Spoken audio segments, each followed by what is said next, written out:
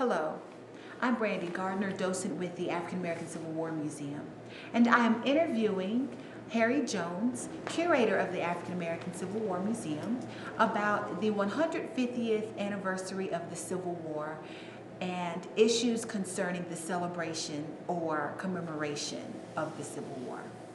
So Harry, can you share with us, what is the 150th year of the Civil War?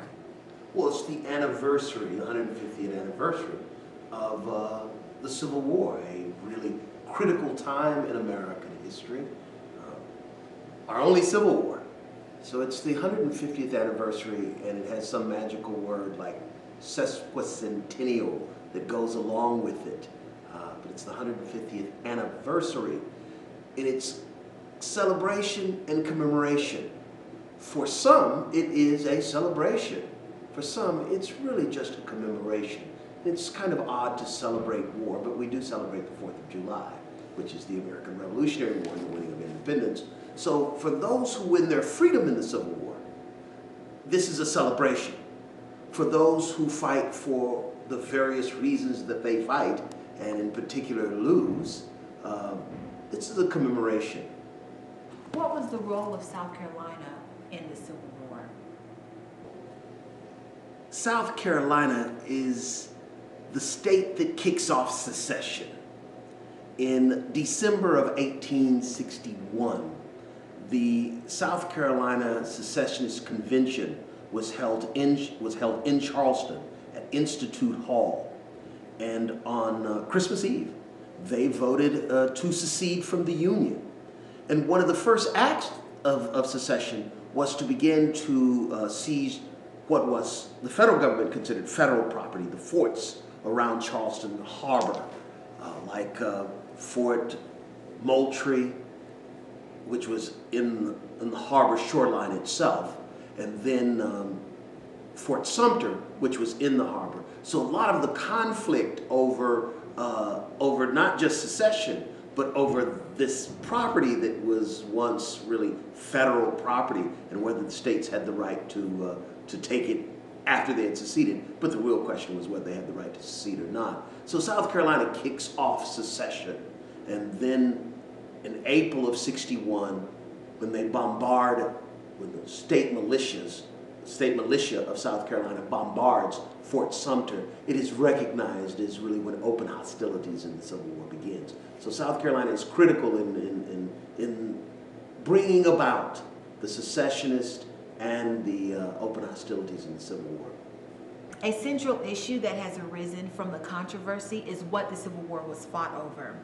Some say it was slavery, some say it was states' rights. Can you shed some light on this and share with us what the Civil War was fought over? When someone says states' rights, the question ought to be the states' rights to do what? And if you want to understand why these states are seceding from the Union, one needs to go to these secessionist conventions in South Carolina, Georgia, Florida, Alabama, Mississippi, and on with the other states that secede from the Union. In their conventions, they make it very clear that they believe that the Republican Party that is to take the helm of government in March of 1861 is an anti-slavery party that will wage war, says South Carolina in its causes of secession, that the Republican Party, this Republican administration, was going to wage war on slavery. So they were going to seek to abolish it. So they make it very clear that the state's right that they are talking about is the state's right to maintain that peculiar institution called slavery. So clearly, states' rights is a question of slavery.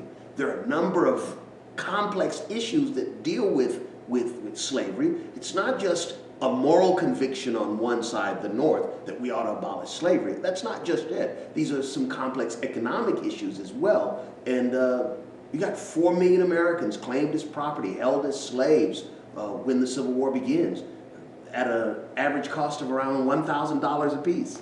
There's a lot of money, a lot of capital wrapped up into the the institution of slavery. So it's a complex issue where clearly the central issue is slavery. The central issue is slavery and the state's rights to maintain that domestic institution called slavery. The South Carolina celebrations have been characterized as celebrations over treason and slavery. Is this a fair critique? Well, I would call them the South Carolina commemorations. They're commemorating acts of treason, that's a fact, is from a federal perspective. These were treasonous acts. They were dissolving the Union. Men who had taken an oath to support and defend the Constitution of the United States had reneged on that oath and decided that they would become a part of the secessionist movement. And so we're commemorating those acts.